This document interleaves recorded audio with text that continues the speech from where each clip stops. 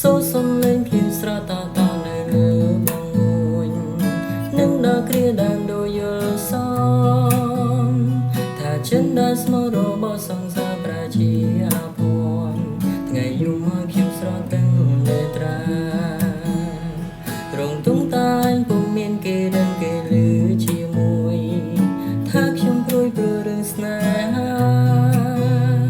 មុនពេលនឹងប្រត់អូនបានផ្ដាំបងមួយមិនមកថាប្រត់គ្នាមិនដឹងថ្ងៃណាចូលឡើយអោទាំងភ្លៀងតើគូខ្ញុំប្រត់ទៅណាតើរឿងហេតុអ្វីបានជាធ្វើឲ្យស្នេហាររយតែចិនខ្ញុំនៅចាំដល់ឆ្នាំក៏ដោយឲ្យតែបានជួបស្រី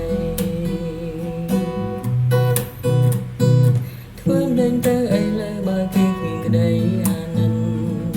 គេក្រឡាចិនជាពី3លៀងអើយសូមអ្នកមេត្តាប្រងខ្ញុំមួយមិនយ៉ាងខ្លីសោះខ្ញុំគ្រៀងក្រងរីងរៃអរ៉ាអូភ្លៀងស្រស់នៅលើបងមួយនោមមកចិនគុនគួយស្នេហា